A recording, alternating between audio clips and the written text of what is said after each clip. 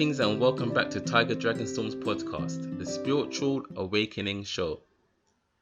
Let's get straight to today's question, shall we? Solipsism is still the label for the belief that one is the only being, even if you define it as pure consciousness. How is the Advaita belief that we are all just a multiple personality disorder of God significantly different from the claim that you are the only being, since we are all just you? Clearly a substantial question here, but there are many assumptions, misconceptions here. So I will break this down now.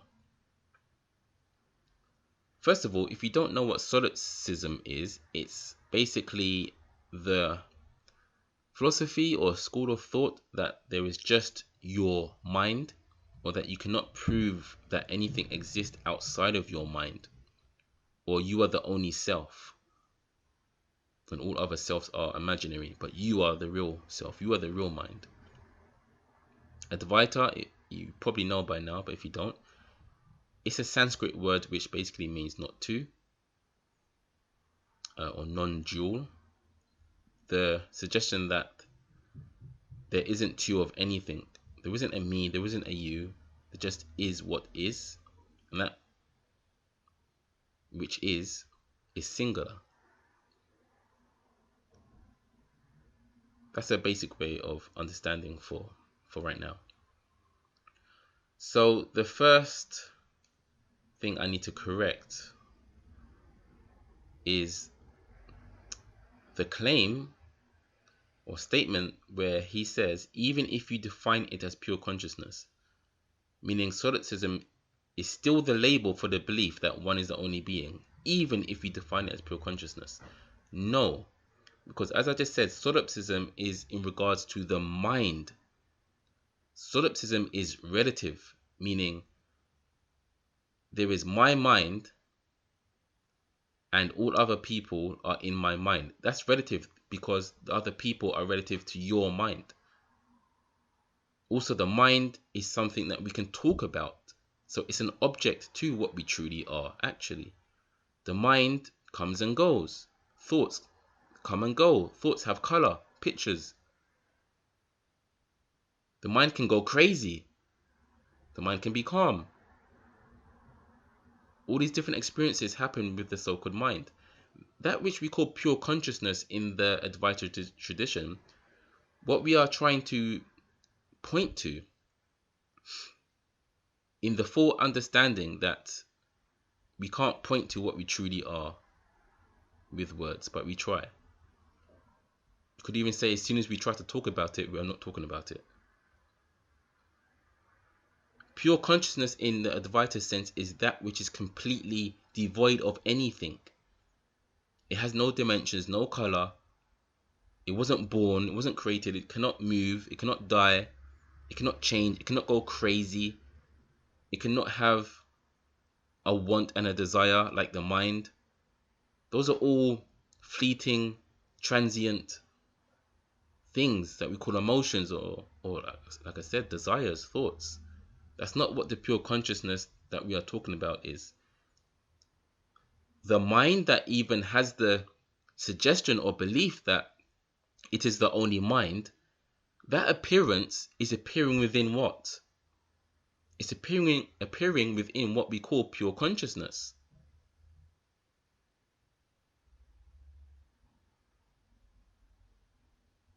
And you can't get to it with the senses, of course. You cannot see what is seeing.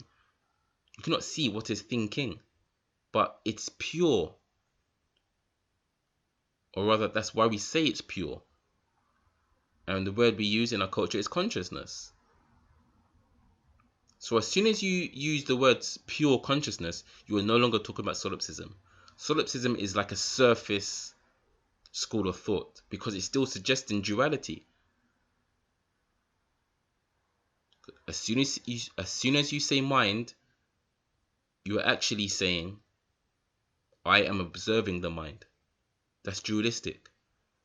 When we are talking about pure consciousness, we are suggesting that there is only what is, and we call it consciousness. In the same way, to make that more clear, that you will have a dream tonight, and you will dream of many different people or monsters or animals. They all have their own personalities, they have their own names, they have their own cars or spaceships. You then wake up and realize it was one dream. So that one dream dreamt multiple people.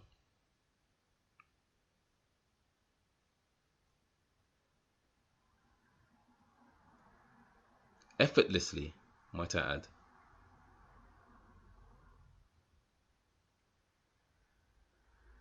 So if I connect that to where the gentleman says God has a multiple personality disorder, well, do you? Because you just dreamt many people,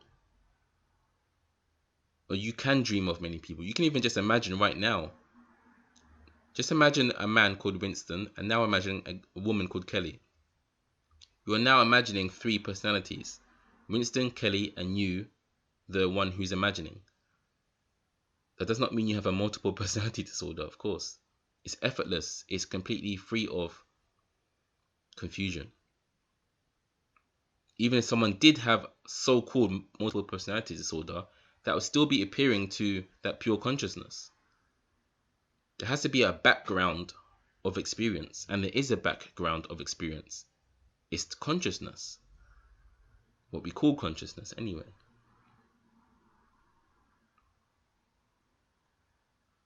He also goes on to say that we are all just you. No, I'm not suggesting that, and Advaita is not suggesting that. That's solipsism. That is solipsism. That's not Advaita. That's the mix-up there, my friend. You are not me. You are not Tiger. You are Daniel. But that in which your mind appears within, that in which my mind appears within, that is one. Just as the space around your body, dear listeners, is no different to the space around my body. Is no different to the space around Saturn. It's pure space. I mean the actual raw space. That which is in between each particle, each atom, each molecule, each body, each house. Complete space.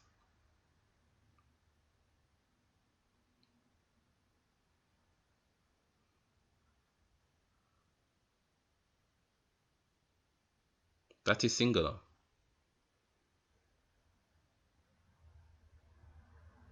So again, the main thing I guess to take from this, from to anyone listening, is that as soon as you say pure consciousness, you are no longer talking about solipsism. You are no longer talking about a theory. You are no longer talking about a school of thought. Not really. Because Advaita, try to see it this way, Advaita Vedanta is actually an experience. You would not say fear is a philosophy. You would not say confusion is a philosophy. They are experiences. Advaita Vedanta is an experience that you can experience. An experience is of the no separate self. And it can be experienced, I have to say again. I wouldn't be able to talk on these matters with no stress, complete clarity, if I had not experienced it myself, as many others have. I'm not special. Many people experience this. And of course, what's being suggested as well, which is what you realize when you do experience it, is that everybody is that truth anyway, whether they know it or not.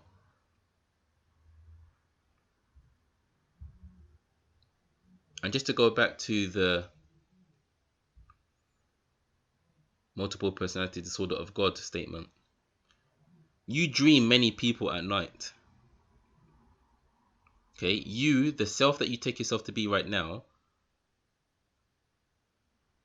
in this case it's Daniel who posed the question. Daniel dreams. So Daniel is gone and now there's a dream world of many different people. How interesting. When you disappear, a whole world, a whole universe appears. When you disappear, a whole universe appears. When you wake up, that world has gone. It's the same for God. When God disappears, when God sleeps, so to speak, then this waking state, whole universe appears. When God wakes up, this whole universe disappears. Because remember, God is singular. It has to be singular. By definition, it's God. Okay, that which everything owes its existence to. Or call it pure consciousness or the source. They all mean the same thing in this tradition. So when that sleeps, our apparent separate experiences, duality exist. Separate minds exist. When it wakes up, that's when we are in deep sleep. When there's completely no stress, no pain, no past, no future, no now, no black, no white, no man, no woman, no money, no money, no rich, no poor, no house, no flat, no sports. There is nothing in so-called deep sleep. Because that's God's true nature, is of complete wholeness. It's so whole that there is absolutely no division at all. To even say I am whole, that would still be division. That would still be a speaker and a listener. So you experience this every night. I experience this every night. All 7 billion of us experience this every night. The lack of the self.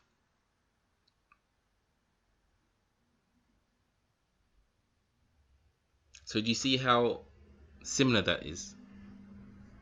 When you dream, the world, another world appears. So I'm saying when God dreams, this world appears. I'm not saying God as an external entity, of course. I don't believe you are either. It doesn't seem like it.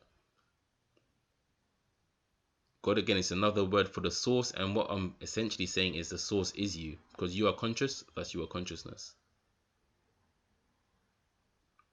It's easier to say it like that than you are God, because that has so many connotations that can lead you astray. I hope I've answered the question.